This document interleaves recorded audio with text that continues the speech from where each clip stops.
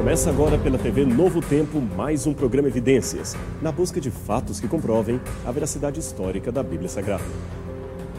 É cada vez mais comum ver na mídia geral o surgimento de alguém que, com 1000 argumentos, tenta negar a autenticidade da fé ou da experiência religiosa. O americano Michael Shermer é um destes. Autor do livro O Cérebro que Acredita, ele diz taxativamente que a crença no sobrenatural é perigosa. Se nos apegássemos apenas ao sobrenatural, nunca teríamos saído da floresta e chegado à civilização.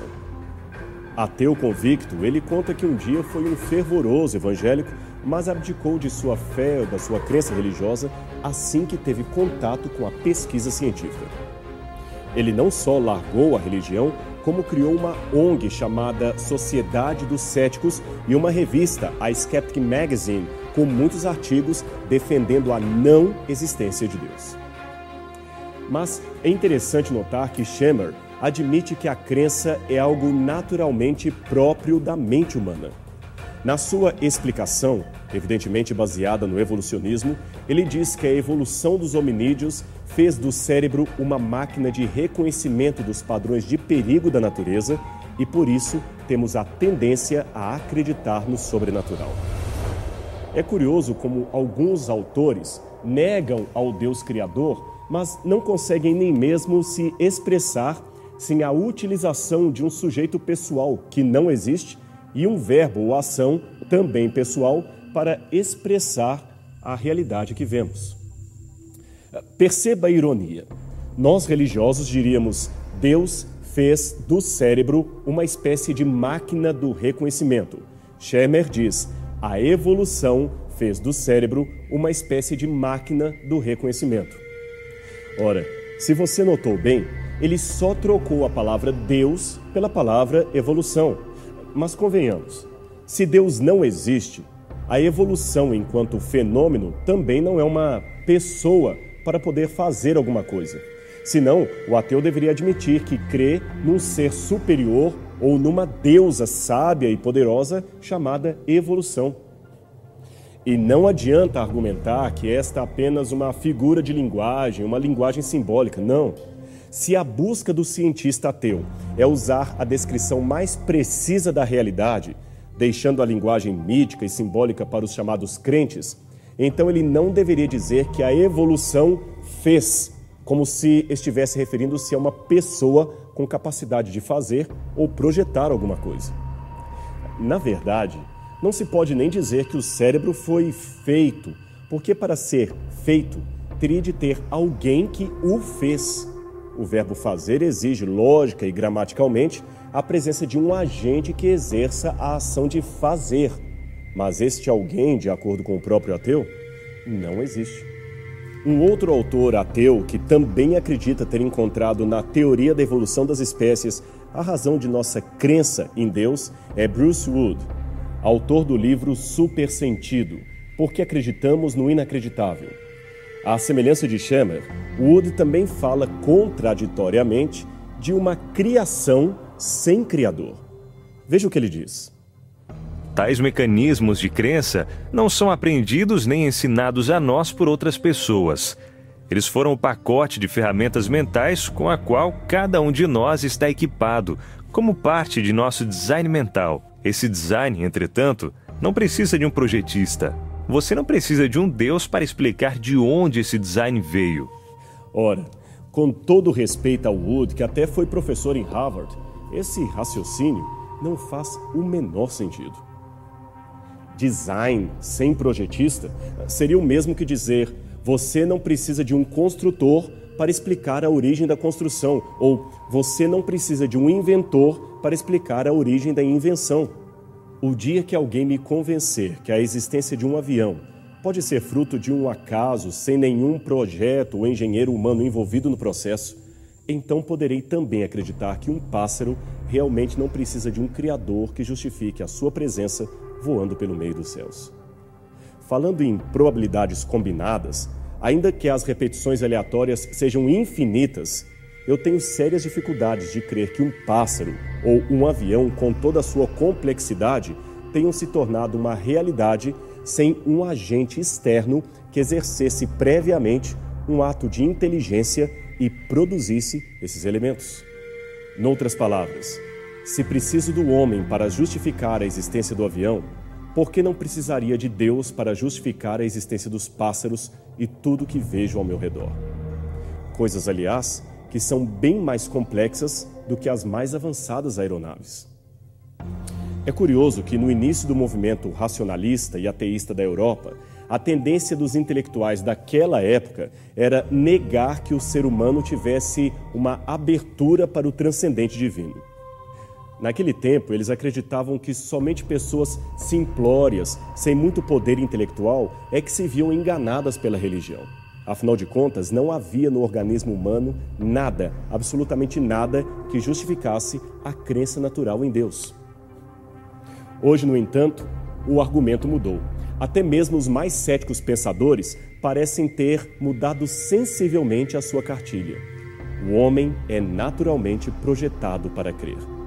Esta é uma premissa defendida não apenas por religiosos e teólogos, mas principalmente por muitos autores ateus. A diferença é que, de acordo com estes autores ateus, nós precisamos superar essa propensão natural para a crença.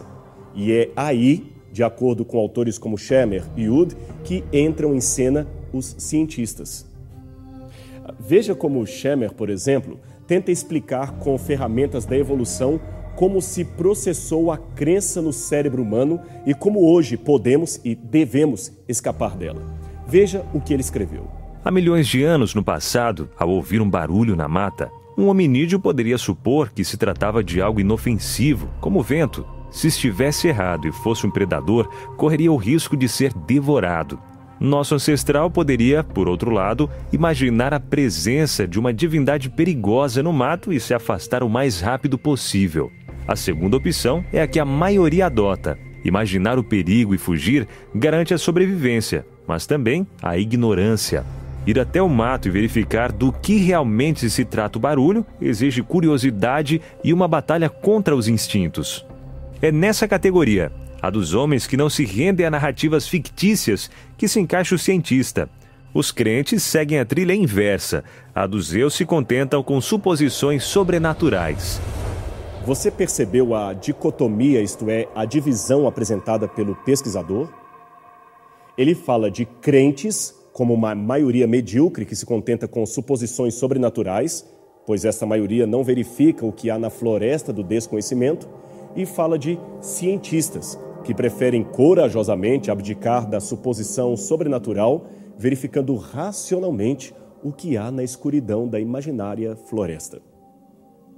Mas, se assim for, como Schemer apresenta, o que ele me diria de renomados cientistas religiosos e crentes que têm colaborado tanto com a ciência de modo mundial? Estou me referindo a homens como Antonino Zigic, físico nuclear, professor da Universidade de Bolonha e ex-presidente da European Physical Society. Ou também homens como Alistair McGrath, biofísico nuclear da Universidade de Oxford, ou ainda John Lennox, renomado matemático e também professor em Oxford. Todos esses homens eram crentes. E alguém certa vez falou que basta a ocorrência de um fenômeno contrário para derrubar uma hipótese científica. E o que diríamos então de vários fenômenos?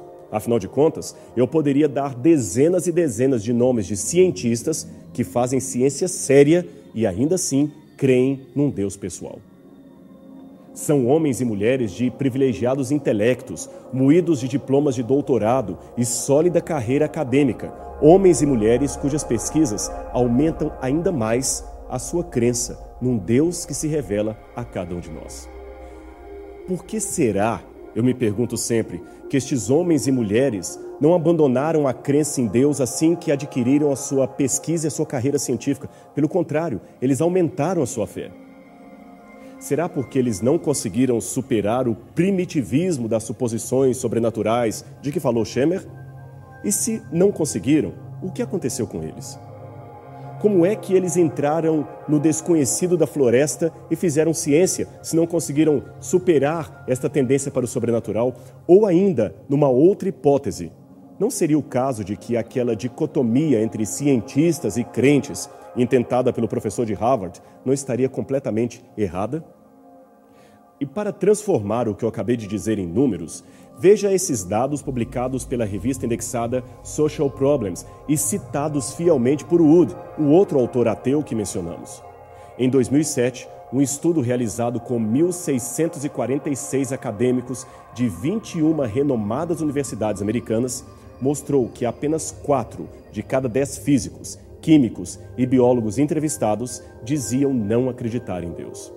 Em outras palavras, 60%, isto é, a maioria dos acadêmicos provenientes das áreas duras do saber, ainda afirmavam crer em Deus.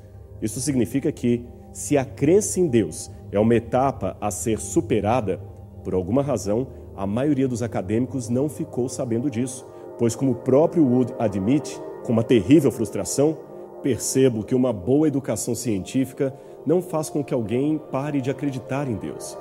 Podemos esperar que o público em geral alcance os padrões da Academia Nacional de Ciências ou da Real Sociedade para que deixem de ser religiosos?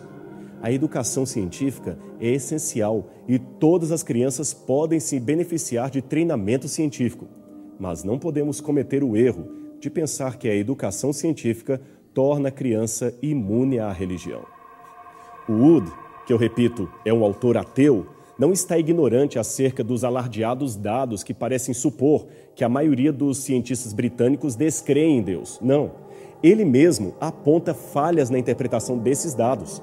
É que eles trabalharam com um grupo muito seleto de cientistas e não com uma amostragem estatística que fosse realmente significante. E mesmo esse grupo seleto apresentou que 7% dos entrevistados continuavam sendo rigorosamente religiosos.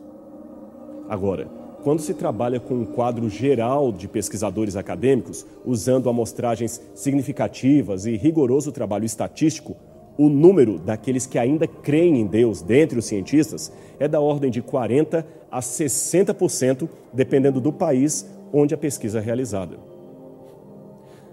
Raciocine comigo. Por que Deus não quer ir embora? Por que a crença no Criador ainda permanece presente em nosso meio?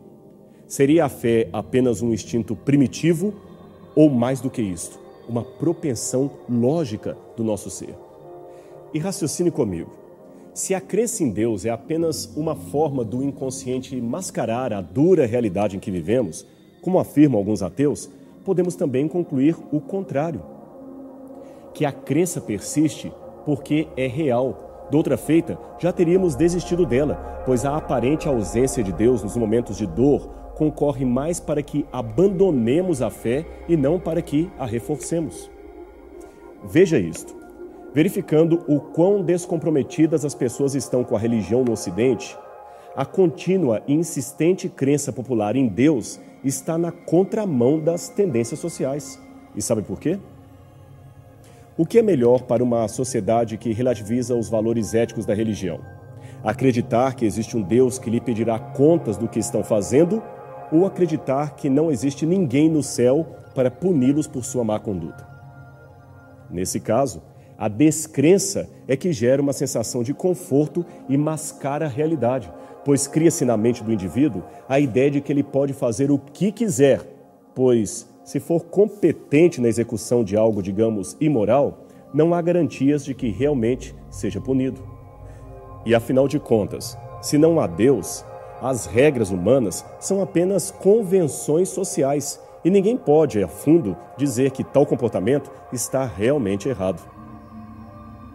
Ela pode ser até uma conduta cultural e circunstancialmente proibida, mas não podemos dizer que aquilo está moralmente errado, pois ética e moral passam, neste caso, a ser coisas relativas, criadas pela disposição humana e contingentes ao meio em que vivemos. Não há, portanto, argumentos sólidos para considerar condenável um homem que queira, por exemplo, se casar com 3 mulheres ou viver maritalmente com a sua própria sogra. Quem pode dizer que isso é errado? Qual a base para se considerar repugnante este comportamento? Por que o Senado não aprovaria casamentos como estes que acabei de descrever? Imagine agora, pelas ruas de São Paulo ou do Rio de Janeiro, uma multidão caminhando pela marcha da liberação do casamento incestuoso ou polígamo. O que você acharia desse movimento?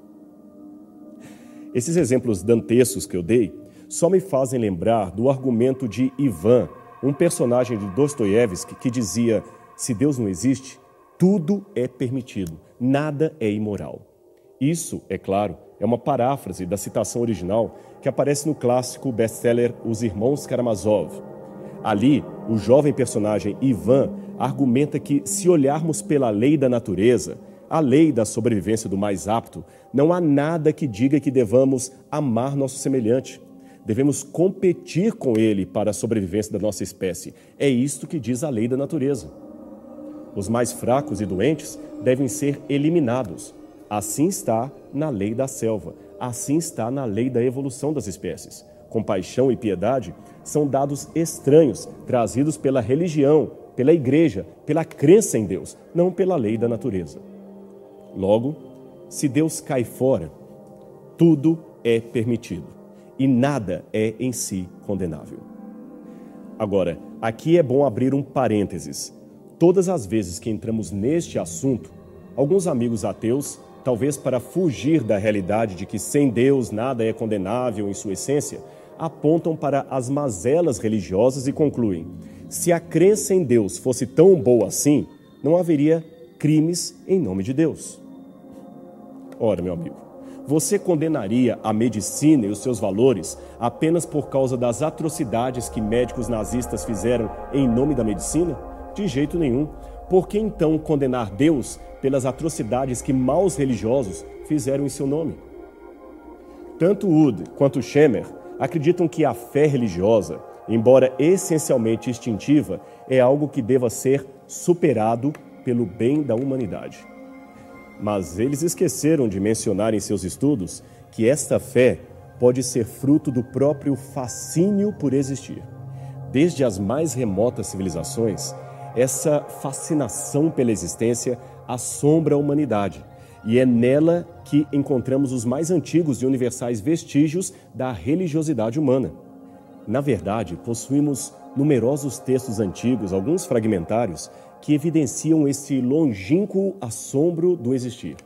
Há um fragmento de Parmênides, um filósofo grego do VI século a.C., que dizia o seguinte: há o que há, o ser é, ou seja, há alguma coisa, existe alguma coisa do ser, e isso é espantoso, é prodigioso.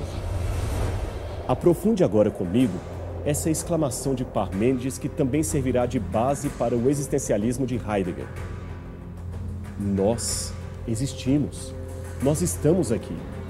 É essencialmente espantoso que exista algo com um começo, mesmo que se trate de um átomo, de uma partícula que seja. Por que há algo ao invés de nada? E para complicar ainda mais esse raciocínio, ocorre que este algo, ou esta coisa, é ordenada e até mesmo bonita. Então, citando simplesmente ou livremente uma pergunta de Shakespeare, podemos indagar: por que existe música ao invés de ruído? Você está acompanhando meu raciocínio? Veja, as coisas existem. Por alguma razão elas se iniciaram. E não somente isto, elas são ordenadas, elas são belas, elas são coordenadas em sua existência. A lógica na estrutura do universo. Podemos imaginar que, mesmo havendo a matéria, só isto já seria uma grande admiração, um grande mistério. Essa matéria deveria ter ficado não organizada. Ela deveria ter permanecido de maneira uniforme e não organizada. Mas ela existe, e muito bem coordenada, com uma coisa pressupondo a outra. E eu pergunto aos meus amigos ateus: por quê? Veja, eu não estou perguntando o que havia antes do universo. Estou apenas indagando por que há algo ao invés de nada. Porque existe ordem em meio ao caos da inexistência. A questão de como surgiu a matéria é de domínio da física, mas a questão de por que ela veio a existir é de fórum filosófico, teológico e metafísico. E sem a noção de Deus, fica muito difícil predicar sobre esses assuntos. Eu não conheço nenhum ser humano que tenha pedido para nascer. Nós simplesmente ingressamos na história. Estamos aqui, mesmo sem querer. Aqui estamos todos nós. Vivemos, respiramos, enxergamos, ouvimos e indagamos a respeito do porquê de todas essas coisas. E isto é simplesmente tremendo. É algo realmente de se admirar. E por falar em admirar, pelo que me lembro dos estudos de latim, a palavra admirar vem de dois termos, ad e mirar, isto é, olhar na direção de. E para que direção devo olhar? Para onde devo direcionar a minha admiração? Só para uma, para a certeza da existência de Deus. Se não for assim, se Deus é uma ilusão, como diz Dawkins, por que então nascemos iludidos? E por que essa ilusão simplesmente não vai embora, mesmo com milênios de avanço intelectual e científico? Porque Deus ainda permanece em nossa mente. Veja, eu sei que as concepções de um Deus amorável e pessoal não são naturalmente abstraídas do mundo em redor. Nós nascemos propensos a crer em Deus, mas não nascemos cônscios de quem Ele é, nem de como Ele é. No máximo, podemos acreditar na possibilidade da sua existência. Nesse sentido, meu amigo, deixe-me dizer que nem a matemática, nem a filosofia ou as ciências naturais podem provar a existência de um Deus pessoal, mesmo que existam evidências ou vias da sua existência. Se Deus realmente existe, somente Ele pode, com autoridade, falar a respeito de sua pessoa. Então a humanidade precisa que Deus se revele para que possam ter um quadro mais completo da sua existência. E o que a Bíblia apresenta, isto mesmo, a Bíblia Sagrada, é, em que pese as distorções que muitos fazem de sua mensagem, uma revelação, uma face de Deus, especialmente na pessoa de Jesus Cristo. Deste modo, deixe-me dizer para você, quer saber como é o Deus no qual eu acredito? É simples, veja como foi Jesus de Nazaré. Aliás, não podemos nos esquecer que, para que as relações de amor sejam possíveis, é necessário que exista também o livre-arbítrio diante dessa revelação de Deus. E é aí que percebemos que o Todo-Poderoso assume, incrivelmente, um ponto vulnerável. Esse ponto vulnerável é que Deus, apesar de ser onipotente, ele pode ser rejeitado. Independente, porém, como cada um reage ao seu chamado, aceitando-o ou negando-o, o fato é que Deus nunca foi embora. Ele continua insistentemente por aqui, apelando ao nosso coração. Muitos intelectuais do passado e também do presente previram o fim de Deus e da fé em sua existência. Mas, contrariando esses prognósticos, Deus continua conosco e estará para sempre, por toda a eternidade. E deixe-me confessar que, para mim, nada mais resta senão correr para Ele. Isto mesmo. De modo racional, emocional e existencial, eu opto por Deus. E convido você a fazer o mesmo. Se fizer isto, você entenderá que crer no inacreditável não significa, neste contexto, estar iludido em relação à realidade. Pelo contrário, significa superar as aparências e saber que mais acima das nuvens ainda brilha o sol. E acima do sol está aquele que o fez. Eu espero que você pense com muito carinho nas palavras que eu acabei de dizer. O nosso tempo está acabando e eu vou ficando por aqui. Mas semana que vem eu tenho outro encontro com você aqui na TV Novo Tempo para continuarmos vendo esses temas e essas verdades acerca do Deus que nos criou, nos ama e nos salva. Até o próximo programa Evidências.